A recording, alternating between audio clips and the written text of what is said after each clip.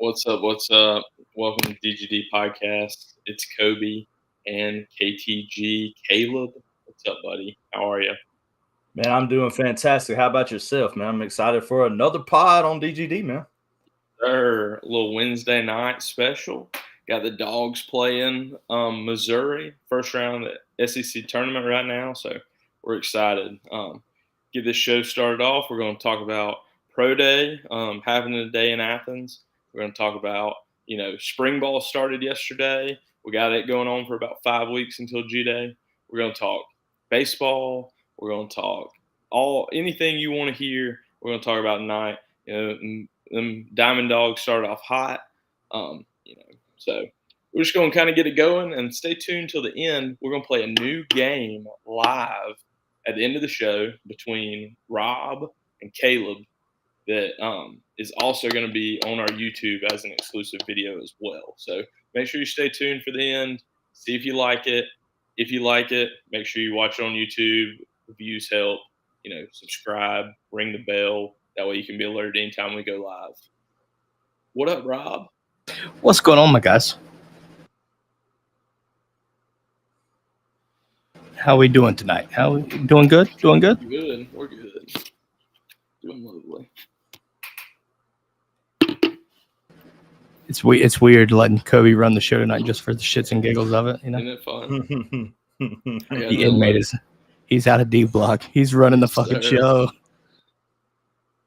Oh, I just got to pull up my YouTube so I can that's the only thing I don't know how you do from here. Do you normally have YouTube up on a different screen as well? I don't. What are you doing? I don't know. Chilling on this design right here. I guess I can take it off. We'll go to what are we looking for? The live chat. How do you normally look at the live chat from here? There's a button down there. I see it. I got it. I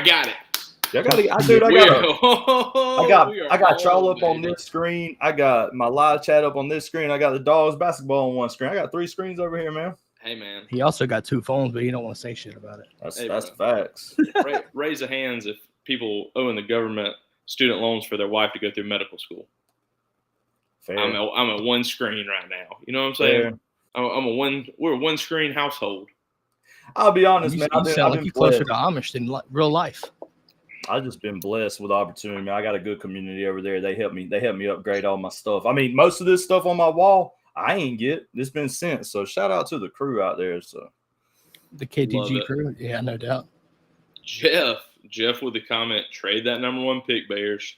I'm telling you, Jeff, I preach it to anybody that wants to hear it, brother. Trade it. Didn't the Bears just get DeAndre Swift? They did. I know he's excited about that. We overpaid a little bit for him, but hey, yeah, beggars can't be choosers. You know what I'm saying? She got you a running back. Now see if you're sticking with Fields or not. I mean, I saw the funniest thing I saw the other day was it was Cardell Jones highlights, and they were like Caleb Williams throwing to Justin Fields after the Bears can't trade him, and it's Braxton Miller out there catching touchdowns. I was like, oh man, that would be hilarious. That'd be wild. That would be wild. So, who's ready for these words right here? Georgia football's back, baby. It's back. How does that make you feel? Every one of y'all, how does it make you feel? Man, I'm just excited. I mean, obviously, y'all know I like my basketball, I like my baseball, but I love spring football too. It gives you something to read while you're on the throne and all that good stuff. So, chilling. It's like diet football. You know what I mean? Like it's all the good taste of football without all the heavy calories. It's a superior light football. But like you're saying, it's something that recruiting's over. It kind of is giving you an idea of who are your performers, who are your young guys that are kind of coming on the scene. But can you really take a ton of it that seriously? Are there huge depth chart changes in the spring? Not really. It's all about development. It's about, how hard are you going to work? How hard are you going to push through? How well can you learn the playbook? That's a huge thing. For these early enrollees, fellas, you are glued to a notebook that is just learning the playbook and you will learn, I would say 75% of the playbook in the spring, and then it will start over in the summer.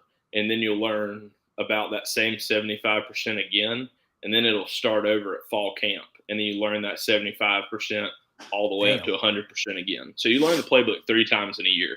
So spring is important, though, because it gives those early enrollee guys one extra chance to learn it compared to like coming in June in the summertime. So What's also, this is the closest thing you're going to get to somewhat equal reps as well. Oh, no doubt.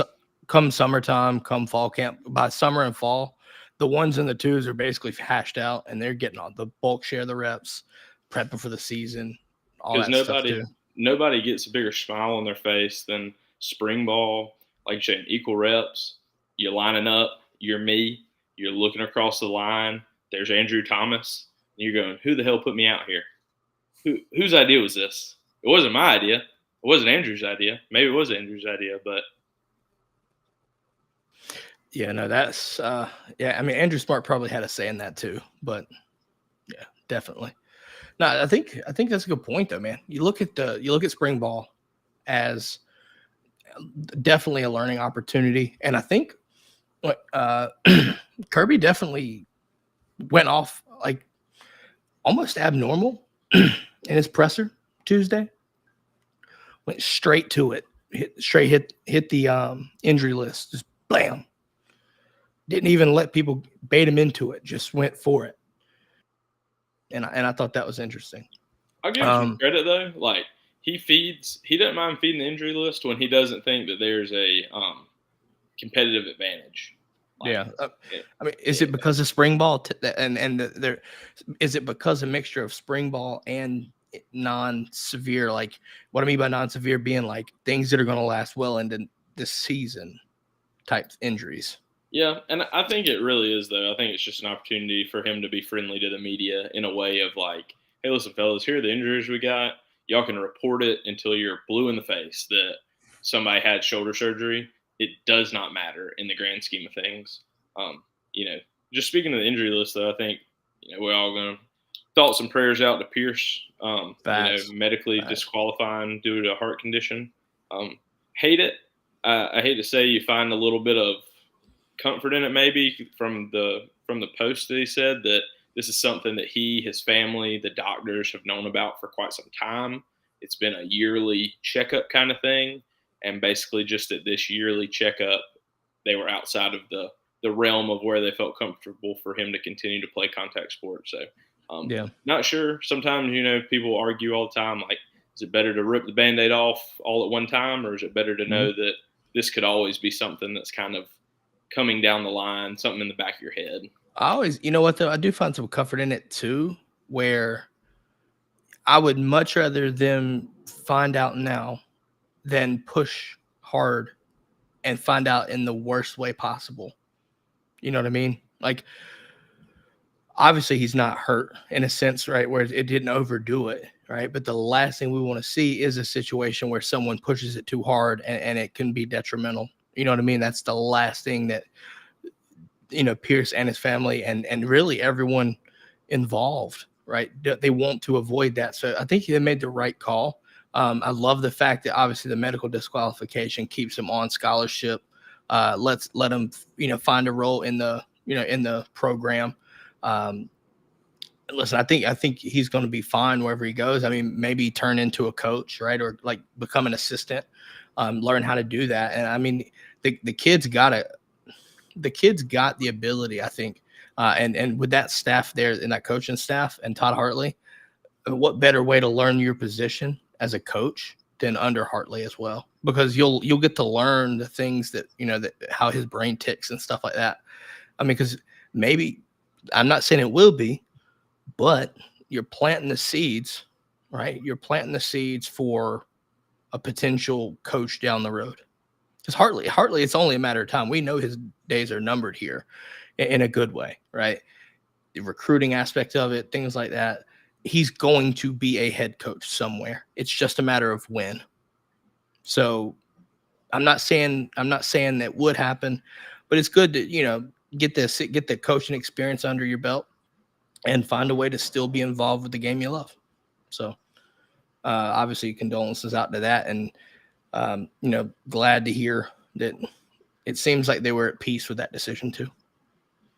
Caleb, what'd you think, buddy? Anybody on the injury report kind of catch your eye, or anybody that, kind of thought, hey, maybe we're going to get a better look at this guy in the spring, and now we're going to kind of have to wait till fall camp maybe to get an idea of where he's going to fall in the depth chart? I mean, not really. It's like this thing is with the injury list. I just hope they all get ready to go. It's kind of skip past spring ball, get their mind right, get your mental, protect your chicken, as my man Marshawn Lynch says, and just get back on the field. I'm just ready for the spring game. I'm ready to see all the ones that are healthy, and that's going to give us.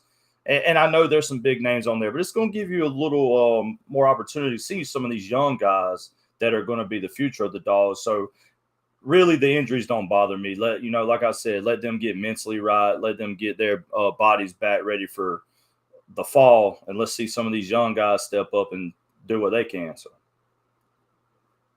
if I had to choose, though, Jeff literally took it right out from my mouth. Tyrion Ingram-Dawkins, hearing the fact that he's on the injury list, I really want to see him be healthy and be productive because I know his potential. I know it. And he can be, if he had a season or an off season in the spring, I genuinely think that he would be a difference maker for sure. I'm not saying he is or is not, but the potential to get the reps and stuff like that to really boost yourself to that next level. Because there's a lot of reps, there's a lot of bodies there on that D line and a limited number of reps. So making the most out of those, right, for his sake, could have pushed, can push him to the next level. Obviously, we have to wait for that. He's still going to get some run. But again, you've got guys like Christian Miller, Big Jaw, my guy. Then you got Jordan Hall, right? Jordan Hall is a sophomore too. You've got Xavier McLeod. You've all these bodies on the D line. Obviously, Warren Brinson, right?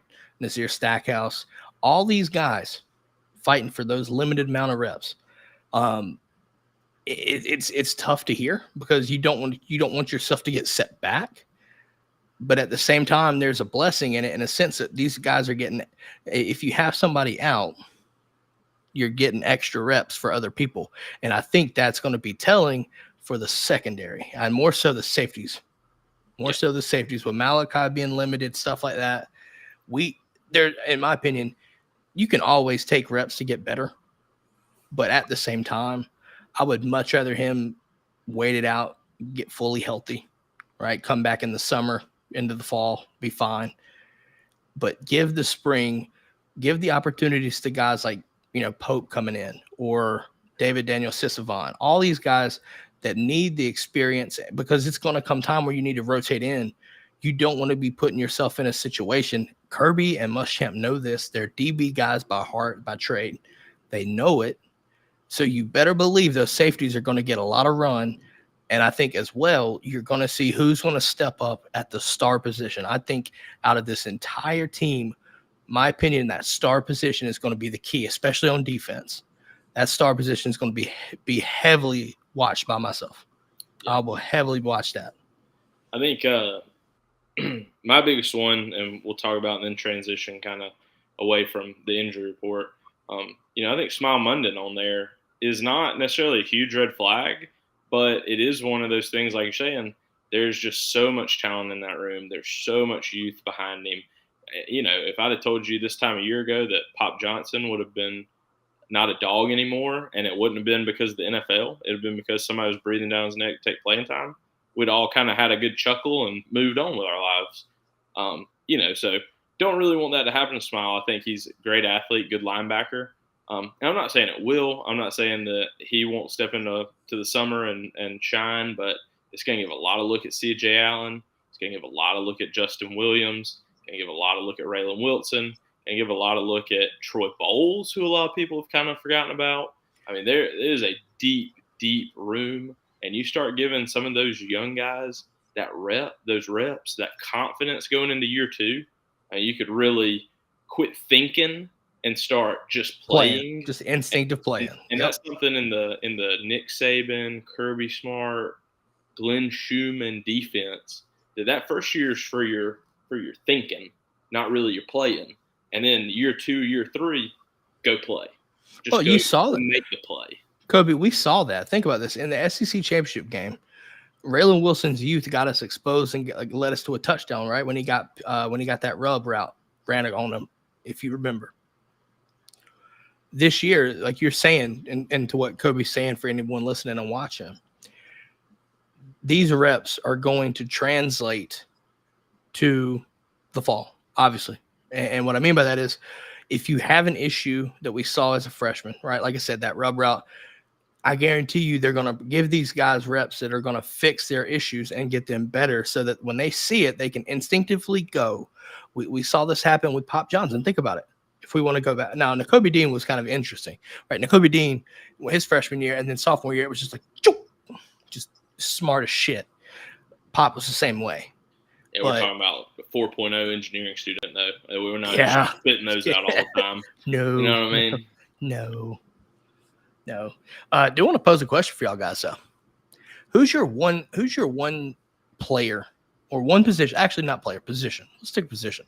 What is the one position group, position battle that you are going to be watching the most? Obviously, I told you mine is the star position. Caleb, what's the one position battle or group that you're looking forward to the most and watch the most this spring? I'm going to say the wide receiver position. It's like y'all said, there's a lot of receivers that come in. There's a lot of receivers returning. There's a lot of reps. A lot of players for little reps. I'm ready to see who's going to step up, who's going to be the guys that Carson Beck can get the ball to, open up the run game, and just spread the field out. So the receivers are what I'm really looking forward to. I mean, we got a lot of, like I said, a lot of good people come in, including, transfers and high school students. So, yeah, receivers. Hey, man, they say them offenses, they put asses in seats. You know what I'm saying? I'm going to be looking at the tight end position. I feel like we all gotta look that way. We've all peaked that way. Get a transfer in from Stanford. You have Oscar Delp in the wings waiting. You're replacing Brock Bowers. Maybe not truly replacing, but just on to the next tight end and what has been a room of great tight ends. It'll just be interesting to see how we include the tight ends. Do we play a lot of 2 tight end again? Are we going to kind of play an on-the-ball tight end and off-the-ball tight end? I think there are just a lot of different ways that we can kind of attack that position room. And there's a lot of good players. Lawson Lucky, great player that really is not being talked about a ton either. So he's going to have – I'm telling you right now, I'm going to make a prediction on this that I think by season starts, maybe by mid-season, I definitely think you're going to have to watch for this. But Lawson Lucky, as much as I love him and what he brings to the table at the tight end position, guys, Jaden Riddell is a fucking freak. And I guarantee you he will be pushing to move up that depth chart off early. I'm telling you. He's going to be a problem. Going to be a problem. Couple comments here. Quan, Sokovie White will be a guy by the end of the season. Marcus Allen is going to be a big guy. I'm reserved on that, Quan. I'm very reserved on that, and I'll tell you why. Caleb hinted to this earlier, and it's just the sheer bodies, experienced bodies that we have. What I mean by that, you've got Dominic Lovett, Ra Thomas, Arian Smith. You expect Anthony Evans. You expect, Colby Young. You expect Michael Jackson. Dude, that's 6-7 bodies right there. Not even London Humphreys from Vanderbilt. London Humphreys, you expect him to play some out, maybe Z or the slot, whatever, right? Yeah. It's just there's right now, Sokovie White, I think what he needs to do is just learn the playbook and contribute on special teams. And that's okay. There's too many right now, I think it's and a good thing. I think there's too many bodies right now. Bell. Too many bodies. Bell's out Dylan there. Bell. That's another one. Dylan Bell. That's 7-8 bodies we just talked about. 8 or 9. Yeah. And then Jeff talks about that, and this is a big one. I agree with Jeff. We all got to kind of got caught deer in headlights there talking about offense, but the defensive ends, we could use some good defensive end play. That's a room that getting to the quarterback has not been its specialty in the past few years. And not saying that it's necessarily been all their fault. I mean, I definitely think some teams have schemed around some very good defensive end play, but it's something. It's got a lot of youth, a lot of inexperience, a lot of guys that are going to have to step up and play a big role on this defense, because if you don't set the edge, this defense is nothing. This defense, you have to be able to set an edge and let your linebackers play off of it. You just Toby, I'm a kind of counter this slightly, and hear me out. I think the more important facet of that defensive line is the interior, and what I mean by that is Josh Jarrett. If Josh Jarrett transfer, like if I think he does what I expect him to do, he could be the sole piece to get that entire defensive line impacted. And what I mean by that is we saw it with Jordan Davis. So hear me out. With Jordan Davis, his ability to do the things that he did, it helped the 3 techs and defensive tackles. It helped the edge play. It helped the linebackers. The same can be said with Jamal Jarrett. If Jamal Jarrett and or Nazir Stackhouse can have that 1-2 punch and they get shit going and they're game changers, and we see Jamal Jarrett, listen, that man has cut a significant amount of weight in a good way. He's gotten faster. He's gotten stronger. Now is your chance to put it on the field. Stay healthy. That's the main thing. Stay healthy. If you do that, and I think what I've seen so far, there's a good chance that this interior defensive line play starts replicating some of the 2021, maybe not to the same extent, but I think you start to see some of that next level interior defensive line play, and that's only going to benefit those guys outside, whether it be Mike Hellett, Jack, or Jalen Walker, or Gabe Harris. I think Gabe Harris can really push for some start and run. I genuinely think that. Old buddy is going to be good. He was good first as a freshman. Just leaving that there. Now you're looking at other guys. You got experience with Chaz. People can hate it or love it, but you've got experience with Chaz. Gabe Harris is going to be pushing for playing time. You've still got guys like Mpemba that we're expecting, right? We're expecting him to take that next step off the edge. And then Damon Wilson, does he develop past the situational pass rusher? These are the questions that need to be answered. And we've got several practices and a couple scrimmages before G-Day to see what we see. With that, I think we're going to go into our first sponsor of the evening to take a little break and cut it up. Go into, let's see if I can get it to pull up. Here we go. Ooh. Apotheos Roastery here in Kennesaw, Georgia. The official coffee of the Classic City Collective. Give them a follow, Instagram, Twitter /X at Apotheos Coffee and Apotheos Roastery. I feel like it's a good transition to something that my man. You muted there, sir. Yep, I got it. I'm back. It's a good thing that Quan said about Atlanta. Kirk Cousins signs with the Atlanta Falcons in the middle of free agency. I personally, not a Falcons fan. I know Rob, not a big NFL fan. KTG, not too sure about where your allegiances lie in the pro I'm a football. Cowboys fan. Nice. So none of us really give a shit.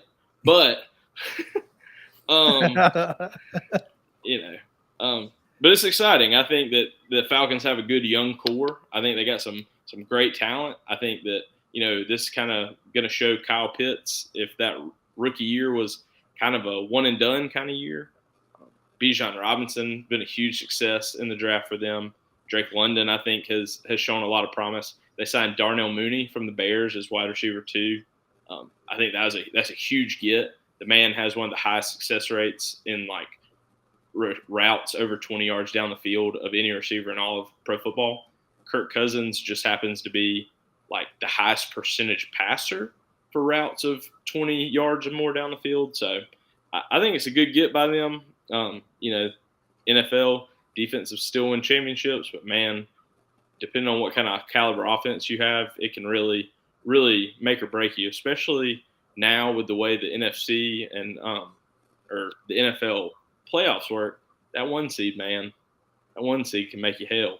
You play them all in the dome in Atlanta, it'd make all the difference. You think if the Miami Dolphins would have been the 1 seed this year in the AFC, how different life could have been. Yeah. Now, you talked about a transition. We talked about Kirk Cousins. Now, explain to these folks that are watching and listening how this transition works. We're talking NFL, which kind of leads us to our next topic of the night. Georgia had their pro day. Today. I think some takeaways, right? Some obvious takeaways. Brock Bowers and Amarius Mims don't participate. I think Amarius was still kind of getting over the whatever happened at the combine. Brock still didn't do anything. I think he's still kind of nursing stuff as well. But I want to pick your brain on this, guys. We'll start with Brock Bowers. His I guess you could say his absence, right, on the pro day and the combine. Do we still believe, based off of what we saw at the combine, that he is in a tier and a tight end by himself? I think Theo Johnson, and the reason why I'm saying this is I think Theo Johnson tested very well to be 260 pounds, but I still think there's a sizable gap between him and the next level tier of tight ends. Do y'all agree? Or do you think that gap closed with the combine? I think a lot of people are kind of writing him off because of his absence, and a lot of people thought he was bigger than he actually was. But I mean, he's around Travis Kelce's size, basically just like him, and he's a lot more explosive than Travis Kelce. I don't care what anybody says. Brock Bowers is head and shoulders above every tight end in this draft. I don't care. We've seen it. You don't have to be at the combine. Just turn on the film. If you know what you're looking at, you know what's up. So that's all I got to say about that. I think it's crazy that he's falling the way he is down the draft stock. So you talking about mock drafts and stuff? You talking about from a mock draft? You talking about from a mock draft perspective? Yeah, okay. Yeah. I think my big thing with Brock is kind of like any great player. At some point, the argument is go turn on the tape. Go look at what I've done the past 3 seasons. Go, call Nick Saban. Call Nick Saban and ask, who did he not want to defend against when you played the Dogs? Call Jim Harbaugh, at the Los Angeles Chargers. Ask him who gave him the business down in Orlando and Miami. Ask all those guys. Watch the tape. Watch who I did it against. Watch the moments, in the biggest moments on the biggest stage. Put the team on my back at Auburn this year. Put the team on my back Ohio State last year. It's the kind of guy that he's going to get some looks of like, oh, well, he's not as big. He doesn't weigh as much. Maybe he's not as track fast as we thought he was, but he's game fast. He's twitchy. He makes people miss. He finishes plays. His blocking, to me, is a little underrated. I mean, he's a really good blocker on the perimeter. I think if I looked at a comparison right now, a Travis Kelce, a Sam Laporta type player, like, you can attach him to the line, but he also is the kind of guy that you can leave unattached and just let him go out there and make plays. I mean, Sam Laporta almost had 1,000 yards as a tight end for the Lions. That's with Amon-Ra St. Brown on the same team. That was with 2 1,000-yard rushers on the same team. That's with Jared Goff at quarterback. I mean, to think that Brock Bowers is probably even better than he is, he could be easily 1,000-yard receiver in your offense for the next 10 years. I definitely think he could be an instant impact kind of guy just based off of the mismatches that you present him, right? If you put him on the end of the line and you have him, run out in the flats or whatever, put your linebacker on him, right? I think if you put him out in the slot and force a linebacker, that's a problem. But if you try to put the safety on him, it's too big. He's too big. Now, I will say this. At the next level, I think you're going to see bigger size in the safety position. However, I still think, I still think as he matures through that rookie season, I think whoever drafts him is going to understand that he's going to make catches. And I think you'll see him make his plays. Now, at the same time, I think him going to the right system could matter too. I saw a mock draft. I forgot who did it. I think it was one of the NFL Network kind of guy. I forgot, one of those guys. I saw this and I was just immediately just like, wow, this would be wild. But they had him going at 18 to the Bengals. And if that would be the case, downright deadly. They're already talking about they're trading for Jay Jettas. You throw an offense with Justin Jefferson, Jamar Chase, and Brock Bowers. Jesus Christ. Defenses may no longer win championships in the NFL if you do that. They got to get the offensive line to help them, but Jam, you get them those kind of weapons, man. You piece it together in free agency or something, or draft them, or just start holding everybody, make them throw the flags. The thing is though, they're playing in the AFC North, and they're playing solid defenses. So you put some. I think that would cause some serious issues, and I think that would allow Brock Bowers to really benefit too immediately, because those guys are going to demand some attention. So it's going to get boop, boop, boop. Because the reason why I say the Bengals, guys, I don't think they have a tight end signed right now. So there's a potential you might see them even trade up to get Brock Bowers. If they trade over 15 at the Colts. Or, like you're saying, I think an interesting thing that will definitely come to an end before draft day is someone is going to trade for T. Higgins. I would imagine it's probably, if you're the Bengals, you're going to want to hope it's somebody ahead of you. So you would love someone's first-round pick ahead of you for a T. Higgins-type player. The only issue with that is that I could see this year is that we're just so wide receiver rich in this draft. Are you really going to give up a first-round wide receiver for T. Higgins when maybe you could have Rome Odunze for significantly cheaper, I guess? Well, I think if you're in that area, even mid-range, I think you have to be on the lookout for that second-tier receiver, which Ladd McConkey, by the way, is in. And that second-tier receiver is still really fucking good. It's still good. Lee Birch, how's it going, my guy? Doing well? I hope you're doing good. But yeah, getting back to that though, right? Like we talked about Brock Bowers, we talked about the potential there for the Bengals, but guys, what if Ladd McConkey were to be drafted at 32 to the Chiefs? Would that be game over or no? Yeah. I mean, the Chiefs have been holding it down for the past 5 years anyway. POP, hold it down. Yeah, and they got the best quarterback that we've seen in a long time since Tom Brady. So, yeah, I mean, he's going to make things happen. He's going to be open. All you got to do is get Patrick Mahomes, the best quarterback in the league, to get it to you. Not to mention, they're going to probably they need another wide receiver, another big-bodied wide receiver too. But, I mean, they're the Chiefs, and he's Patrick Mahomes, so he's going to make things happen. Ladd McConkey with him, deadly. It'll be – I don't know if it'll be as electric as him and Tyreek Hill were, but, I mean, it's going to be pretty dang nasty. Yeah, I think so I want to talk about McConkey today at Georgia's Pro Day. Did not run the 40, did not expect him to run the 40, because when you run a 4.39, you don't need to run it at Georgia. I'm sorry. You just ain't going to.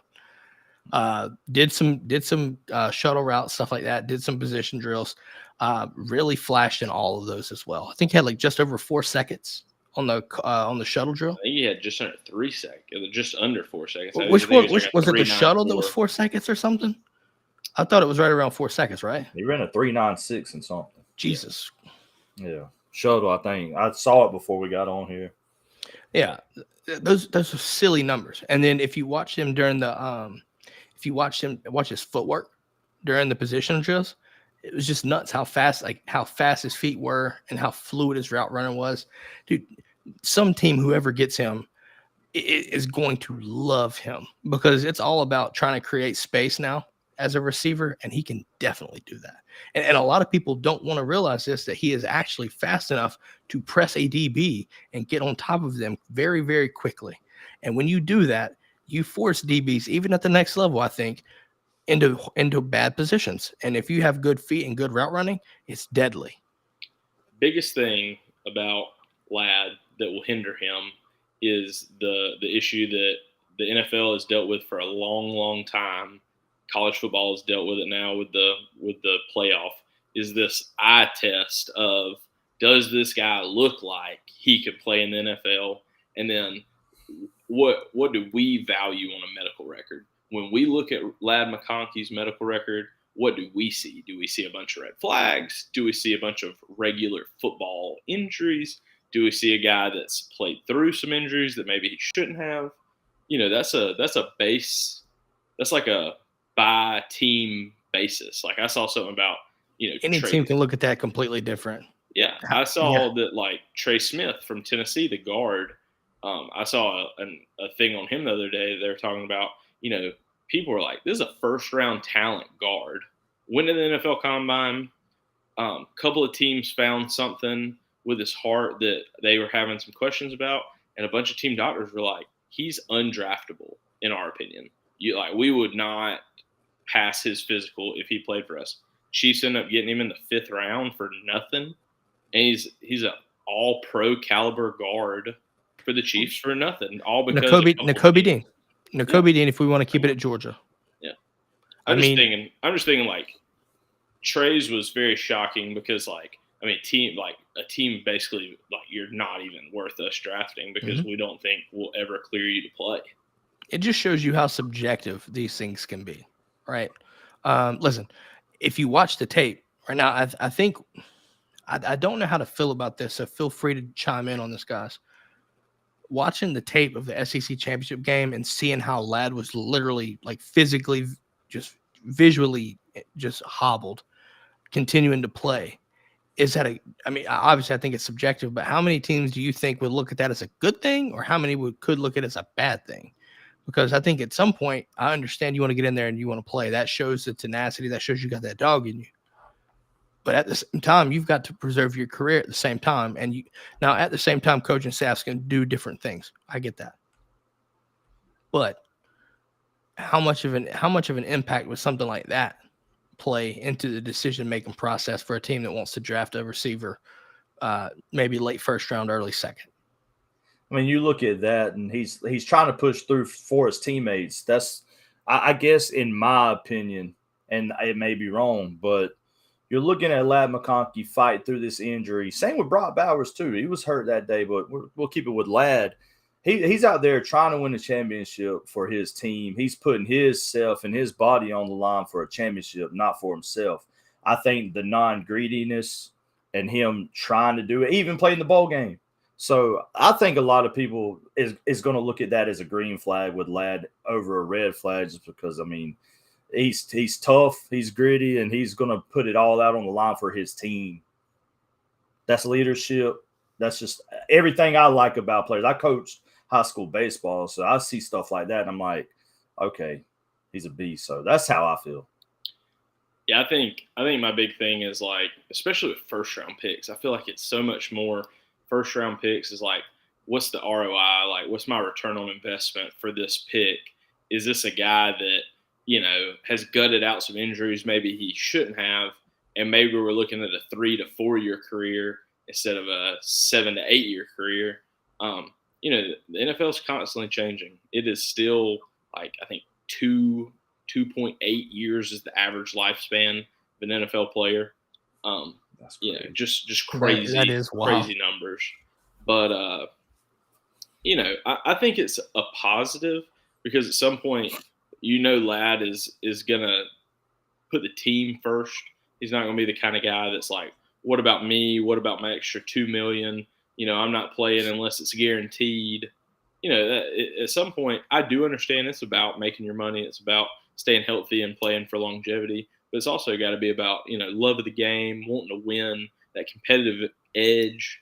That's something that Kirby preaches, and it's really in the guys he recruits before they ever step on campus. He just builds it up. Harry's got a good point. Dog's gutted it out, but it is what it is. And he said Ladd's a guy. Yeah, I think there's no question there. Let's kind of move on a little bit, man. I think Marcus Roseman-Jacksaint had another good showing. His whole process, guys, from the Senior Bowl through the Combine to now, I think he has seriously stepped up and pushed himself into a spot where you could look to a mid to late round. And I think, honestly, he could be potentially a third round, maybe even late second, depending on how some teams look. He has had a great pre-draft process. I thoroughly think that. And I mean, it's going to be nice because we know what he brings. And I think his performance kind of settled that too, right? Like if you watched him at the combine, right? If you watched him at the combine, solid hands, ran the gauntlet flawlessly, just flawless. Love it. I think honestly, he was built for that drill, just built for it. But he's going to get into a situation where you're the team that drafts you, they're going to know, right? Like surefire receiver, solid hands. Rarely seen him drop a pass at Georgia. So you got to feel somewhat confident there if you're an NFL team. Yeah, I would say for me, he would be on up there with probably one of my biggest risers through the pre-draft process at this point. I would say at the time the season ended, I would have told you he would have been a sixth round pick thinking the same. Maybe undrafted. And now at this point, I would tell you that he's solidified himself. Like, I think he would definitely hear his name called in the NFL draft. I don't think you would be surprised, like you're saying, to hear a team late 4th, 5th round. You know, this is the kind of guy, again, he's going to block on the perimeter. He's going to, be unbelievably good wide receiver, technically sound wide receiver when the ball is not in his hands. And then when you throw a dog a bone on occasion, the man he's going to catch it. He's going to get you positive yards. He's not putting the ball in dangerous situations. He may not be making the big plays. He may not be going 80 to the house. But if you need 5 yards on a comeback route and you throw it his way, my man's going to do everything in his power to bring that ball in, get you your 5, hop up, little high five to a fellow receiver, and then go get ready to block on a screen. It does not bother him at all. Tenacious blocker. Yes. Tenacious. I think another one, you talk about a big riser. I think someone that helped themselves tremendously today was Kendall Milton running that 4.53. I think it was unofficial, but him in the mid to low 4.5 range at his size, it pinned, if things look good on his medical record, how they look at that right there on his medical, he solidified himself. Because I think overall this running back class in this draft class, I don't think is that great. But the need for running backs on the cheap is what's going to help him come around. Do I think he comes in the 4th round? I think anywhere from 4 to 6, pushing on the 7th round. But I think that 4.53 went a long way.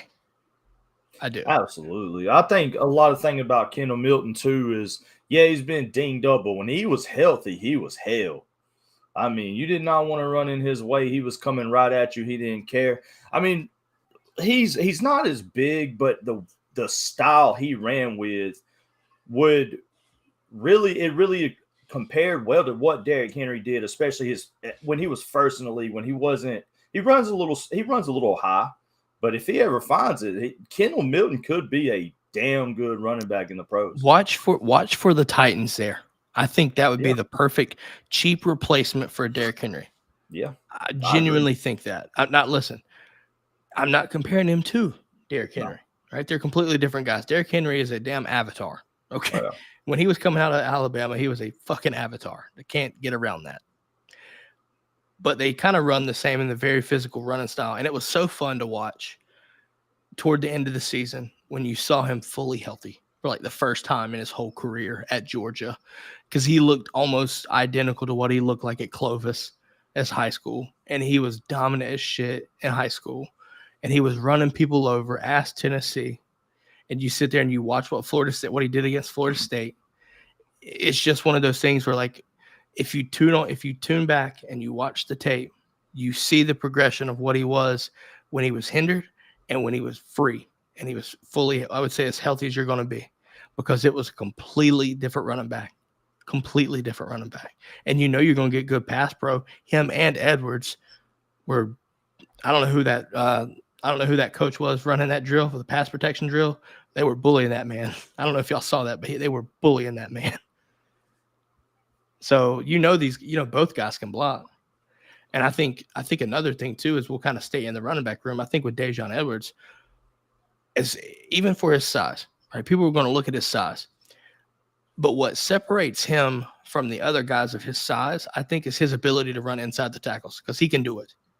And he can make guys miss inside the tackles.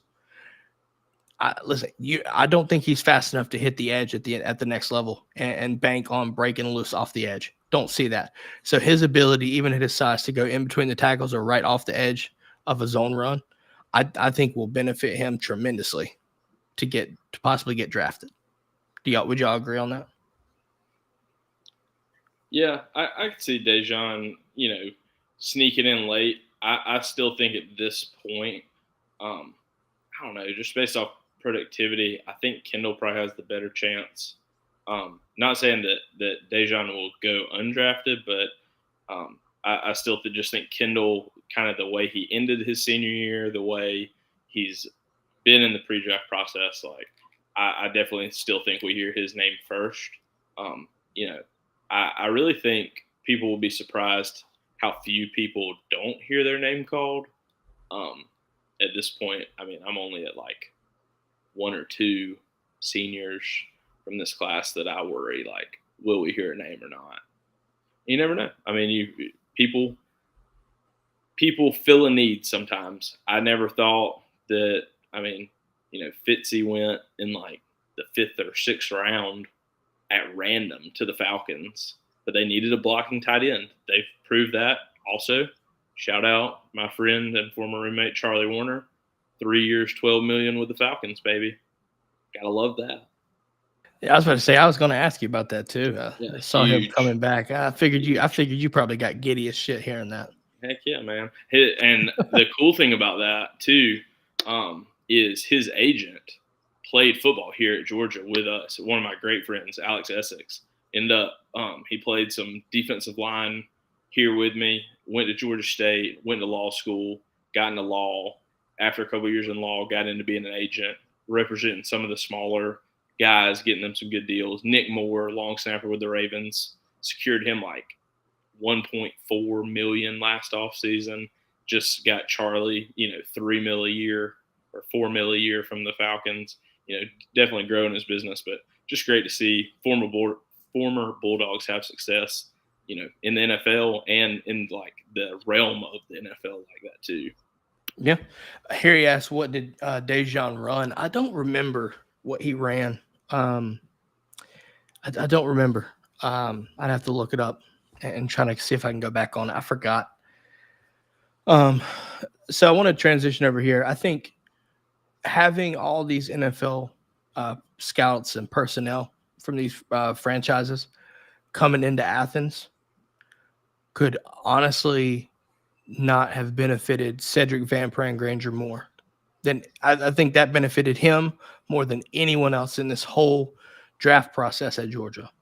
And the reason why I say that is because name somebody that hates Cedric Van Pran that's not from that's in that building. Good luck. Good luck. Like everyone loves him. He's super fucking smart. Super smart.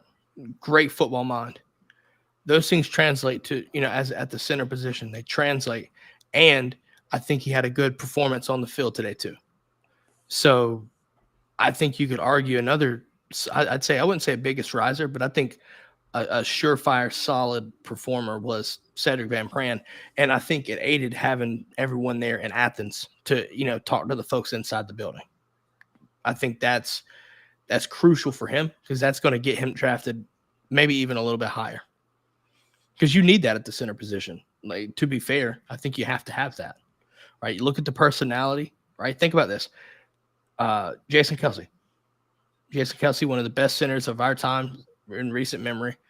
And if you look at what he did, ferocious guy, like on the field, ferocious, tenacious blocker, but he has the personality of somebody that it's just infectious, right? And I think Cedric Van Pran's that same way.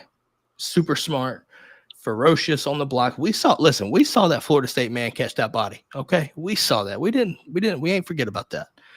But at the same time, anyone in that building will tell you that man, he is a genuine person. And I think that matters too. Yeah. And I think the biggest thing to look out for him too is, I think a couple people, Jason Kelce retires, look out for maybe the Eagles being interested, look out for this, that, and the other. I would say if I was a GM, look out for somebody's center that's getting on up there in age. Look for somebody that has a year, maybe 2, maybe 3 left, in like a big contract or just age in general. I could see Seti going, playing guard, kind of getting his feet wet, learning the ropes, learning the offense before you just are going to thrust this guy in there and expect him to run it. Do you think he goes and plays at guard considering he played true center his whole career?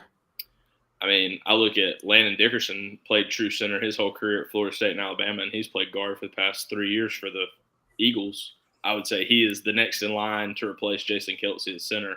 I think he would have to have a pretty superb showing for any rookie, for me to believe any rookie is going to just step in and be the starting center year 1, game 1 kind of thing. And that's not knock on said at all. I mean, that's just it's just the way the NFL works. Well, it's just the way old quarterbacks work. I mean, you get used to putting those hands under a man's butt for so long. You don't like a new butt. You like your old, warm, comfy butt. Yeah. Listen, you can laugh all you want, but that shit is completely true. As a former high school center, you just former quarterback, man. I'm telling you, every exchange is different. I'll leave it there. Every exchange is different. Triple option, baby. Thank you. Yes. No. So I think another thing too. There was some controversy, man. There was something going around that Kamari ran a 4.6. Which I think got debunked. That actually ran like a 4.50 or so, like a 4.50, 4.51, which is completely different time. Which I think the 4.50, apparently like some NFL personnel said that's what they clocked unofficial. I would trust that. If that's an NFL personnel saying that, I'm going to trust that. Which also makes more sense than a 4.6. That just sounds absurd. But I think Kamari had a good day too. Position drills and his footwork drills. Yeah, he very fluid, if you will. Very fluid. Kamari's a good ball player. He's another one like we've been talking about all day. If you don't believe in him, just go watch the tape. I mean, I love the combine. I enjoy watching the combine, but at some point, you got to look at these drills and be like, all right, he didn't, blah, blah, blah, blah, blah. Look at the damn tape. That's all I'm here to see is the damn tape. If you look at the tape, to be fair, Javon, Kamari, and Tyke, watch them this past season, guys. That tape will show you what you need to see. Yeah. Now, but specifically, you turn on Kamari, you look at the receivers he covered this year for each team. You look at how he always covered wide receiver 1. I mean, talk about like what was it, Ole Miss, where he. No, Kobe, I got you even better. He moved into the slot and covered Luther Burden. Okay, and locked that shit down. That was what I was thinking. Yep. Missouri's when he like ran around with him, followed him. I mean, any of them though. Ole Miss, he had a great Ole Miss game too. He had a great game every game basically. Nobody really threw his way. You go and look at the guys that we're talking about on draft day this year. We're going to be talking about them next year. Xavier Leggett, South Carolina, Luther Burden. I mean, Theo Weiss ain't no joke from Missouri. No. God, I can't think of the guy from Ole Miss's name. It'll come to us. Everybody think. I ain't worried about it. Ole Miss receiver. We'll leave it there. But just some really good, really good reps. So I mean, think about what he did at Tennessee. Yeah, and deep passes, he was breaking them up too. Yeah, he's another guy though, like you're talking about, played in the bowl game, didn't have to. He's a guy that loves football, loves to play. To me, he's got DGD status. He's going to make some defense better. I look at Tyreek Stevenson. The Bears took him second round from Miami. Kamari Lassiter's better corner than Tyreek Stevenson is, I think. Well, Tyreek should have stayed at safety, but that's just I'll leave that there. I mean, Tyreek's going to be like a really good corner for the Bears for the next couple of years, start a corner. But I'm just saying, like, I think Kamari could be even better, and I think Tyreek has transitioned well thus far. So, yeah. Did we kind of skipped over this, but did Zion Lowe did he do anything to wow y'all? I think somebody will take a late round shot at him. In my opinion, I think watching some of his drill work, right? I think he'll get drafted late rounds. We have to be realistic, though, man. I think there is a chance that you could see him go undrafted. But I think being optimistic, I think you might see a late round shot on him. People are going to trust Kirby and Trey Scott enough to draft him late round. I think that's just what's going to have to happen for him to be drafted. We talked about Tyke, talked about Javon Bullard. Javon Bullard, man, his ability to play multiple positions in the secondary and how fluid he looked today. I think he made himself some money overall through this process as well. Looked really clean in the drills and stuff. It's kind of what you expected. We're gonna go some love to the special teams. Did you see William Mote? Didn't watch pro day at all. Getting watch some love from the long snapper. Actually did a good broad jump. Looked like he did about like I was about to say 9 feet and some change, I think. He's a good athlete. Yeah. Mote. Yeah. Hell of a Call of Duty player too. How do you? Well, I guess special teamers stick together. I guess special teamers stick together. Before we move off of pro day, the world got to see Gunnar Stockton. To me, I think that's kind of telling. And what I mean by that is, if we go back and look, everybody made a big deal about Carson Beck when he was at pro day and he was slinging that thing to George Pickens. I think it's a good thing for him, for Gunnar's sake. Get that exposure with those NFL guys right there to let them see, hey, coming up here, this is what you could get. You know what I mean? I think that's what happened with Carson Beck. I think to a certain degree, that's what happens with Gunnar. It also kind of low key hints at, hey, this could be the guy once Carson leaves. So there's that as well. Any final thoughts on this pro day? Yeah, I think last thing, and then we'll transition to the second sponsor and kind of transition out of pro day. I'm sure we all saw Stetson Bennett post that he's working out, throwing the football again, kind of getting ready to look like make one more run at the NFL. I don't know if we'll ever all fully know what all has transpired. You know, a lot of respect for Sean McVay. I have. He's kept that tight to the vest. He has not faltered. He's not wavered. He's not hinted. He has basically said that Stetson is away, handling personal business. We wish him nothing but the best, and we hope that he has all the success in the world. And it looks like whatever has been bothering him, whatever's been hindering him mentally, spiritually, emotionally, he's kind of gotten the better of it and is making his way back to maybe a career in the NFL, I guess, is what I'm looking at. It's always good to hear. Kobe, I forgot about something. I want to go back to touch on something from spring ball. Now that spring ball's starting, wanted to run and do a quick 3-player breakthrough draft. I saw this on Dogs 24/7, and it inspired me to do this because that shit was so fun to listen to. Do a quick 3-man breakthrough draft. We'll go 1, 2, 3, 1, 2, 3, non-snake. We'll go Kobe, Caleb, and then me. We'll go 3. You get 3 picks. Who are you picking for the spring ball? Trevor Etienne. I'm excited that we may have a RB1. I'm going to go with John L. Aguero. I know you were talking about the star a lot. I really like him, and that's who I'm thinking is going to have a good spring. I'm going to take Michael Williams. Moving to Jack, I think that's going to open him up to a lot more success. Kobe, second pick. Let's think.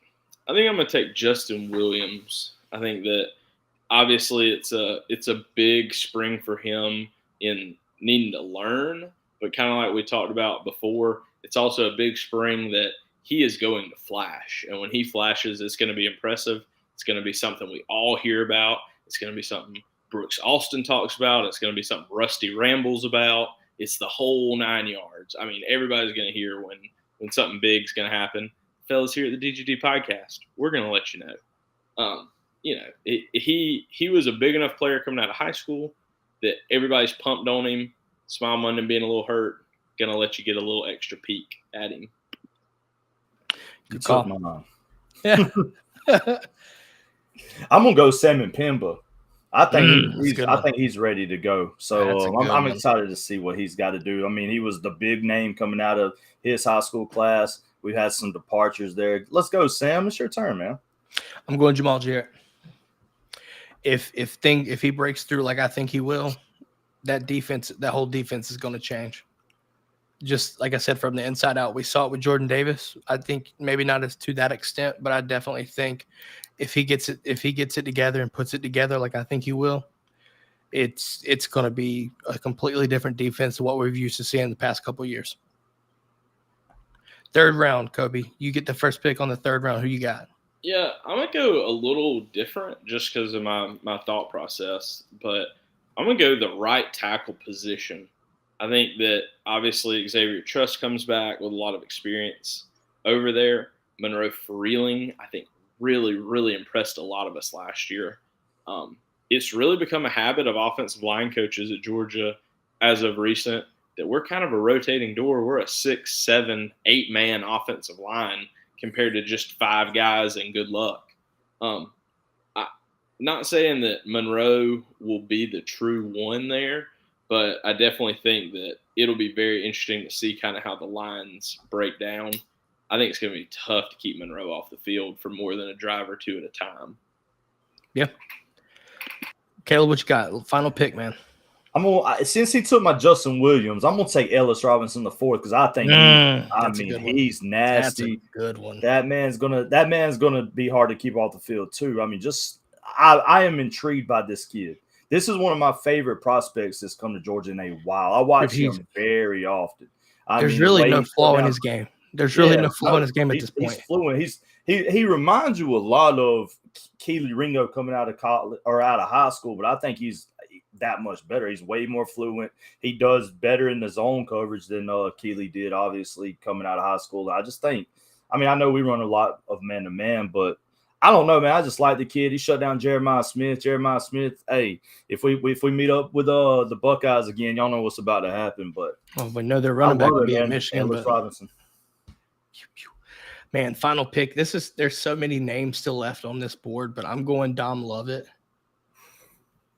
Yeah, I think he's becoming a vocal leader. He's going to have a huge year. The difficulty between that, there were other names that I really wanted to pick. I really wanted to choose Anthony Evans, and I wanted to say Jaden Riddell. Those were two that came to mind initially. Like you're saying, we could go position by position. I think you really could. I mean, you could look at Jared Wilson as another one. I mean, there's almost, like you're saying, almost any starting position that doesn't return a starter, and almost any like high caliber 5-star defensive recruit, I'm pumped to see. You just learn a lot because you had those 5 stars. Everybody loved you in high school. None of that matters now. We're all back to square one. We have seen plenty of 5-star talents come and go from the University of Georgia. We've seen a bunch of 3-star guys get drafted at the University of Georgia. It's all about what you do here. It's not what you've done in the past. So I think that's the one thing spring ball in the summer, it kind of irons out the wrinkles of, well, maybe I'm the best player I've ever met in my life. And then you get up here and you go, maybe I'm not as good as I thought I was. I'm not as good as I once was. Holy cow. So. Yeah, I thought those were good picks, man. Let's do this. Let's jump into the next sponsor, Kobe, the final sponsor of the night, and then we'll play the game that everyone's been waiting for. Okay, let's see here. Stick with me here. Our last sponsor of the night is Alumni Hall. Alumni Hall is located on Oconee Connector, just a short 10-minute drive from Sanford Stadium and downtown Athens. You can follow Alumni Hall at Alumni Hall UGA on both Twitter/X and Instagram. Shout out Alumni Hall for sponsoring the show. Go get you some. You see, I'm wearing some tonight. Rob's always wearing some. I think they sponsor Rob on the side too. And then I'm sure, honestly, you could probably get that hat that KTG's wearing from there as well. Thanks for flying Delta. Ding dong. My Alumni Hall shout out, and I get KTG to do one too. I'm going to shout out our baseball team. 17-1 start in the new era for the baseball team. Team's hitting .335 as a team, combined 52 home runs. And the big thing that I'm super excited about, we're at a 3.7 ERA with 182 strikeouts as a pitching staff. We have started hot. Yes, at times we've not played the greatest competition. But even playing not the greatest competition, you still got to go out there and win the game. 17-1 is nothing to scoff at. Of course, our fearless leader, Charlie Condon, hitting .569 with a nation-leading 13 home runs, 26 RBIs. The man could be the best baseball player to ever play at the University of Georgia. I think he is he has solidified and will continue to solidify the fact that he will be a top 5 pick in this year's MLB draft. It's ridiculous. I think we all have this kind of mental block in our head that whenever SEC play, it's a different team. I'm hoping that things change. If we see the same offensive bats going the way they are and the pitching gets right, this team legitimately could be a threat in the SEC. The nice thing is I'm not worried about the pitching yet because we have stretched ourselves so thin, like not counting this week, but the previous 2 weeks, I think we played like 12 games in 14 days, something like that, something crazy. And it's just like at that point, if you get into the habit where you're playing only 4 games a week, your staff is just going to be so much fresher. Your bullpen's going to be so much deeper. Your players I just worry about that midweek starter. I want to make sure we got 4 starters quality. That midweek is going to be key for me. Yeah, and it may be by committee, some weeks. I think the big thing in SEC play is to win those SEC games. If it's got to be by committee on a Tuesday at Georgia Southern, it's just got to be by committee at some point. Yeah, I'm looking forward to watching SEC play. This weekend they got Kentucky to open up SEC play, I believe. Oh, we are going to walk the dog on Kentucky. Kennesaw walked the dog on Kentucky. They outscored them like 23-2 in the first 2 games. Just listen, guys and girls. I want you to go back about 15 seconds and just hear how Kirby over there with you see Kirby? Yeah. Oh, that's right. Swolders. Yeah. Listen to how emphatic that walk the dog. Yeah. KTG, tell us how our basketball team's doing, boss. Don't hurt my heart.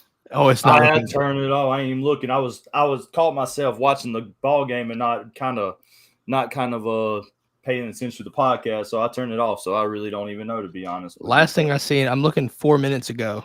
5:56 left. This is Anthony Dasher, by the way. He's following it.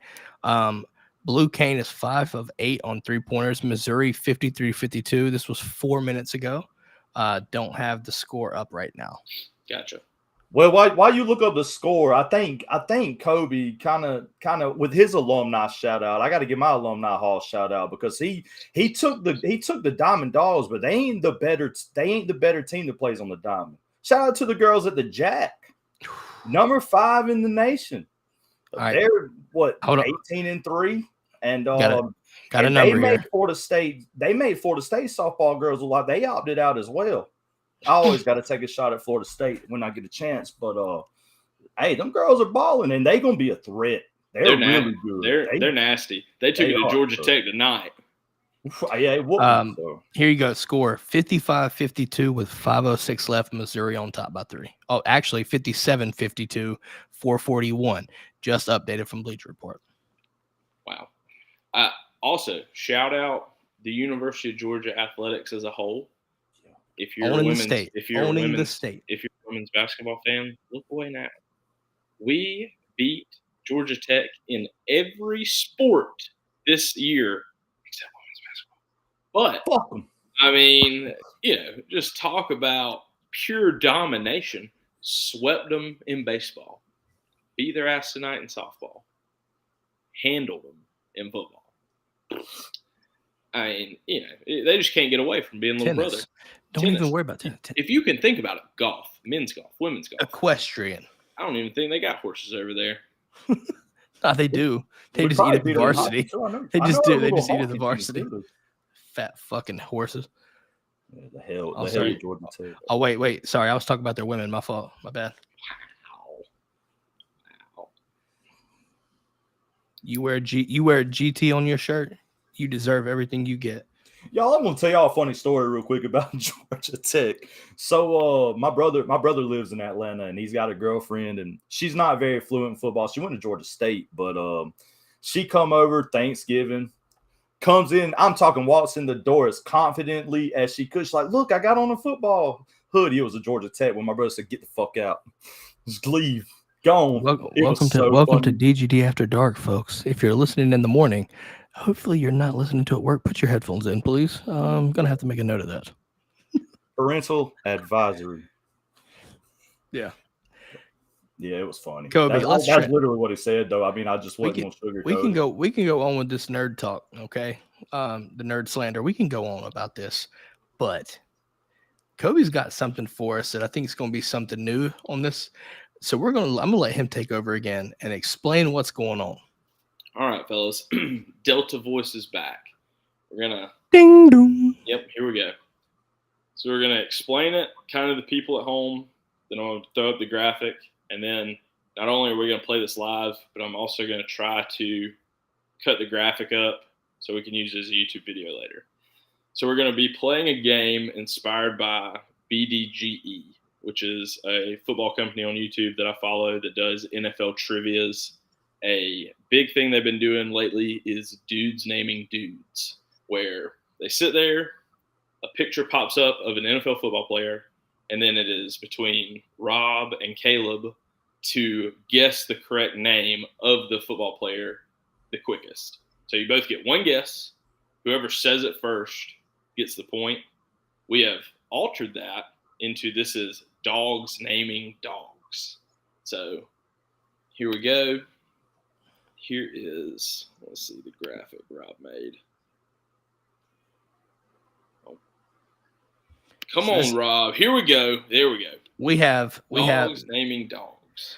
Me and Caleb have zero clue as to who this is going to be tailored to. We don't know if it's past, present, whatever. We'll find out. Okay. This is about to be interesting. What's up, everybody? We are here. We're about to play a new game here with the DGD Podcast, Dogs Naming Dogs. It's inspired by our fellas at BDGE. Shout out those guys. Enjoy this on YouTube. Give us a follow on TikTok. Wherever you're watching this at, comment, like the video. We appreciate it. Dogs Naming Dogs, just a quick rundown. It's going to be Rob versus Caleb. I'm going to throw up a picture of a Georgia football player, past, present, whatever it is. They're going to name the player. The key here is it is about speed and accuracy. You both get one guess. Whoever guesses correctly first gets a point. I think I have 30 pictures for this game. So we're just going to kind of play it by ear. I do have a starter slide, though. Don't cheat if either of you can see the overlays. Hide your screens. Mm-hmm. So without further ado, here is the first. This is a practice round. It does not count, just to get the game so you understand. Picture number 1. Herschel. That would go to Rob. I didn't ever see it. You didn't see that overlay come across the screen? Let's see if I do boy. it. I saw it that time. Okay, you got it? Yeah, I got it now. Okay. Let's see if it'll. Let's see if we can. This will probably run test runs. No doubt. We will see. Hopefully, you'll be able to see them all. If not, this game will be scrapped. We'll have to do it again some other time. Rob, maybe a little delay to let our man Caleb get to see him. Maybe you're getting to see him quicker because you're behind the scenes. All right. I'm going to keep score right here. DGD Rob, and Caleb. All right. Picture number 1. J.R. Reed. Yep. J.R. Reed. 1 for Rob. All right. Picture number 2. Bill Goldberg. Yeah, Bill Goldberg. He's seen them before I am. He's naming them before I am. Y'all cheating. Okay. Okay. So, all right. We'll give it a little slow it down here. Here we go.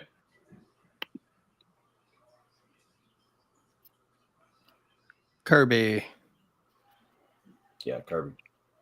You still can't see him quick enough? I guess not. Interesting. It is interesting. I'll stop Here. for a second then. I was trying to think. Do you think it's because he's not behind the scenes, Rob? I don't think so. I don't know, though. It could be. Maybe, but I don't think it would. But All I don't know. right. Well, total failure for the first time playing the game. We're going to stop right there because we're only 3 deep. I'm not going to waste all 30. We'll just record this offline, and maybe that'll help him be able to see him a little bit quicker or better because Rob's killing it right this second. 3-0. Yeah, he was naming them off before I could see them. Yeah. So note to try it self, again. we'll figure this out. Yeah, let that's us a know. great Let us idea. hold on. Let us know in the comments if you like the concept, so that we'll continue to make this work. Let's just leave it there. We'll We'll figure it out off screen. Thought we had it figured out. Hate that. It's like, okay, you ready? I'm gonna tell you when I click it, and y'all better tell me when you can see it. You ready? It's the same one. I'm just gonna say now when I see it. Yeah. All right. Okay. Now. It worked that time. Try it again. Okay, ready? Now. That's pretty Try good. one of the other ones. Okay. Like not like the J.R. Reed one or something. Okay. Ready? Now. Okay, it's working now. All right. Scrap everything. We gotta start over with the YouTube thing. No, you don't. We can edit that shit. You can edit this out. I'm sure we probably can. Okay. I'm getting word from our editing team to continue the game. All right, 3-0. We start over a little bit. We're gonna go 0-0. We're gonna go Rob maybe did okay the first time. We're gonna see how y'all do. We're gonna see if KTG can see them as well this time. All right. Dogs naming dogs, and here we go. Stetson Bennett. Did you see it that time?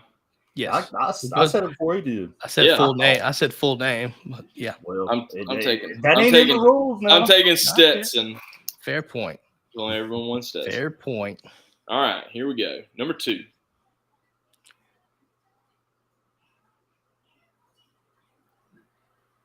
Is that Chris Conley? Chris Conley. That's a good one. I was thinking the same, and then I didn't say it. All right. And Charlie Warner. wrong. That ain't Charlie. That's oh my gosh. Hold on. I can't. I used to love this guy. It's only you. I think I know now. I don't want to take forever. Oh man. No, you're all good. 15 seconds. Okay, 15 seconds. It'll come to me in 15 seconds. I hope. Oh, this is gonna piss me off. I think I know the answer. I give. It's gonna piss me off, but I give. All right. Charles. Who you got? Is it Orson? It is not. No. That is Michael Bennett.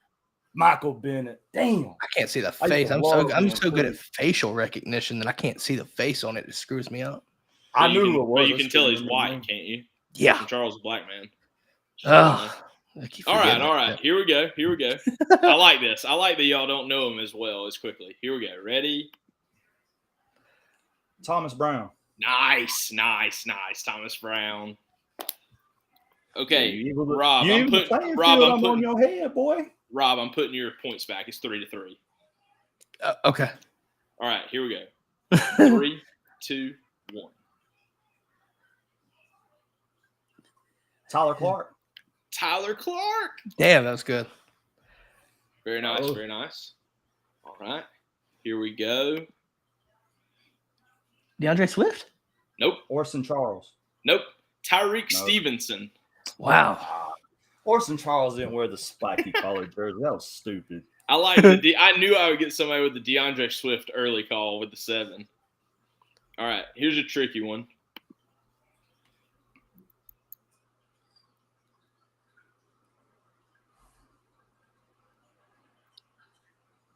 That's not Fitzpatrick. Damn. I don't know. You got me stumped on this one. All right, fellas, that's Jeb Blazevich. Oh my God, that name. Good one. That's a good one. That's a good one. Good one. Damn. All right, here we go. 3, 2, 1. Warren? Warren Brinson. Yep. Well, so I need some confidence behind that guess. Oh, though. I mean, fair. I had a little question mark behind it. All right, here we go. 3, 2, 1. Joe Cox, Joe Cox. area recruiter up here. That's how I know. All right, we got it. 5-4. Rob's on top right this second. 3, 2, 1. Alec Ogletree. Ag Ogletree. Ogletree. Nice. Ties it up at 5. Right there That was on your one of ass my on that favorites. one. That was All one of my right. favorites. 3, 2, 1. 18. Malcolm Mitchell? Nope. That's Bakari Rambo. Bakari Rambo. Damn. He's from my area. I know him personally, so they Bakari called him Rambo. Goo. Yeah. If I'd have missed that, I'd have got ran out of my hometown. All right. 3, 2, 1. Ben Andrews. You want to try that again? Yeah, David Andrews. My bad. David Andrews. My bad. Give it to him. He See, knew. for some reason, We're- I got the combo of Ben Jones and David Andrews for some. We're fucking gonna reason. go no point. It was David Andrews and Ben Jones. Though. That's a good one. All right. 3, 2, 1. Blair Walsh. Billy Bennett. Blair Walsh is correct. Oh, damn. Billy Bennett was left-footed, bro. Come on, Caleb. It's a good call, Blair Walsh. As much as I seen Bob Menery make fun of Blair Walsh, I should have known that. All right. We're going to mix in a couple of hard ones, I think, we'll kind of in a little bit. George Foster. Max Gene Gillis. Max Gene Gillis, All-American. It's a good call. I forgot this. Wow, I should have thought about that when I saw David Green in the background now. All right. 3, 2, 1. Fred Gibson. Fred Gibson. It is Fred Gibson. That puts us at 7-all, gentlemen. It's a good game so far. This is a good game. All right. 3, and Georgia player here in this one. 3, 2, 1.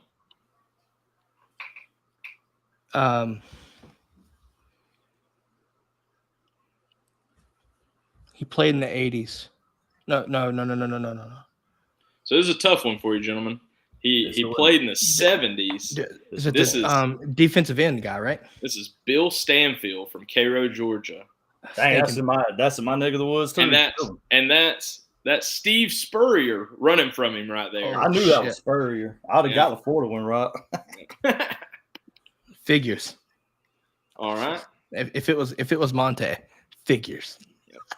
3, 2, 1. I don't. 10. 1. Zaire? It is Zaire. Eric Zaire. That's right. Good shot. Good stuff, Rob. All right. 3, 2, 1. Muschamp. Muschamp. Dang, Rob, back on a roll. 9-7. We got 7 to go. Uh-oh. All right, ready? 3, 2, 1. Mohamed Masquad. Correct. Is that? Is Mohamed Masqua. Okay. Boy out of Charlotte. Dirty. Low-key underrated because of AJ Green. Never underrated in my heart, Muhammad. Just letting you know. Here's a funny one. Kind of tough, but funny. 3, 2, 1. That Oh, is. man. Hold on. Oh, man. I see 22. No, I know it's not. Brandon Douglas. Brandon Douglas. Yeah, I'll tell you right now. Yes. My brain went to 22 and went Nate McBride, but I know he's not a running back. I know he's not a running back. Upside down. That's funny. Shout out Nate, man. All right, 10-8. Rob's on top. Got 5 to go. 3, 2, 1. DJ Shock. Yeah. DJ Shock. Nice. All right. 3, 2, 1. Keith Marshall? Nope. No, that's Crowell. Isaiah Crowell. Crowell. I forgot about that, man. Nice. The 1-year wonder. Still remember him for holding that puppy dog. All right. Here we go. What's the score? It is 11-9 with 3 to go. Oh, I got a sweep. Oh, 3, man. 2, 1. Is that Dominic Sanders? Nope. I don't see it. It's coming.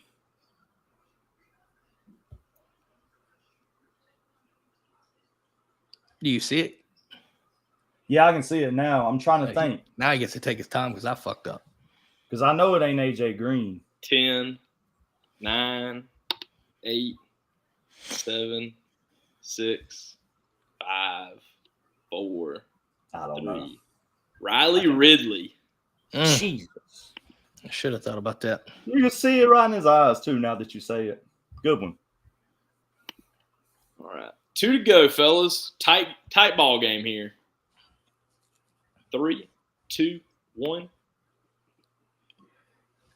DeAndre Baker. Correct. So going to wrap it up for Rob. We're going to show the last one since I got it. 3, 2, 1. That is not Leonard Floyd, but it is number 84. That is Leonard Pope. Incorrect. False. I knew I was wrong as soon as I said it. I was like, God damn it. Caleb, what you think, buddy? I think that is Leonard Floyd. It is Leonard Floyd. I think it is. Oh, what it Leonard was. Floyd. Oh. Oh, I feel like a That doofus. I is feel like a doofus. funny. Yeah, that's not Leonard Floyd. Actually, that's exactly Lie detector what it is. determined that was the truth. I'll take the dub. So that is Dogs Naming Dogs, inspired by BDGE's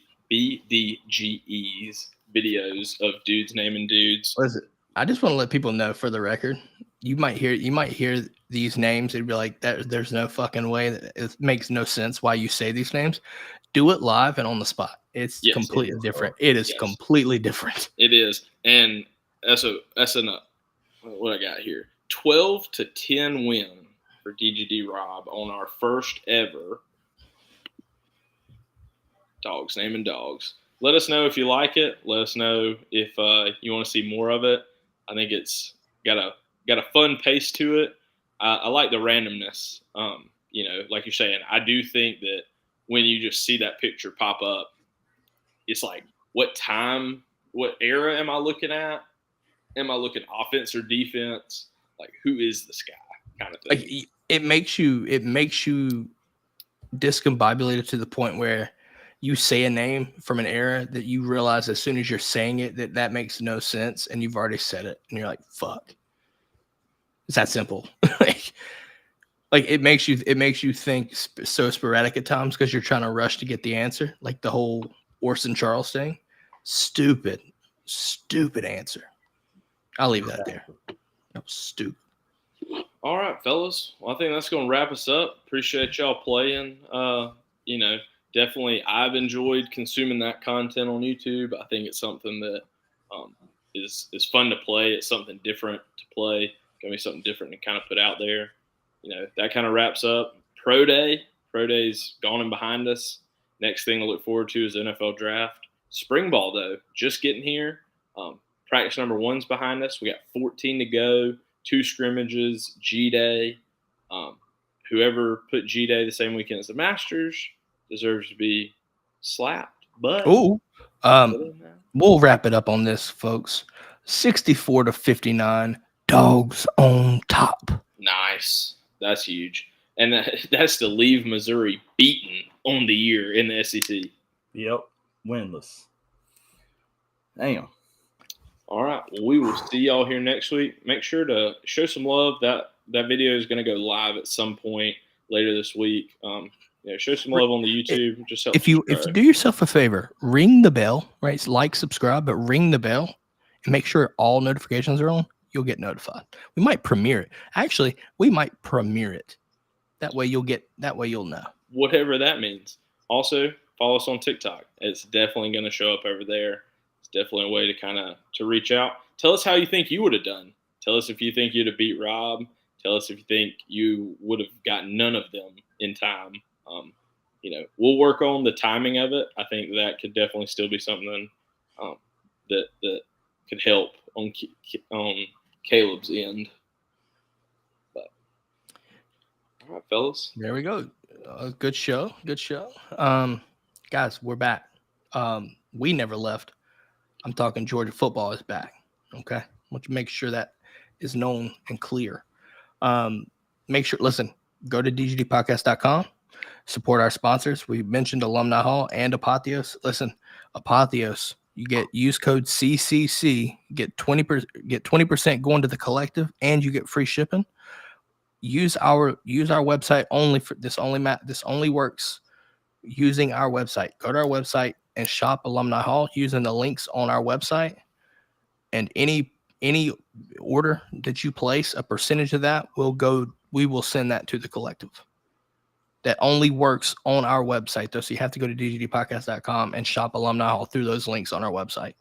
If you do that and you place an order, we will see it and we can send percentages accordingly. So we will send that to the collective on behalf of you supporting us and supporting Alumni Hall.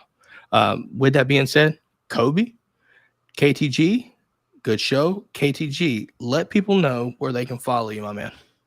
Twitch.tv/KTG13TV. KTG13TV. I'll be back full stride tomorrow. MLB The Show 24 drops at midnight tomorrow. I'm actually watching it download. Just got a little update. So if y'all ready to see the boys like Ronald Acuna, Spencer Strider, and my man Scary Gary back hitting nukes, go follow me on Twitch, KTG13TV. Go ahead and follow him too, because once the new college football game is out, he is going to be streaming that every day. So every day, get ahead of the game and go follow a man on Twitch. With that being said, we will catch y'all next time. Again, like, follow, subscribe, rate, and review. Do us a favor. It's all free, and it supports us in more ways than you know.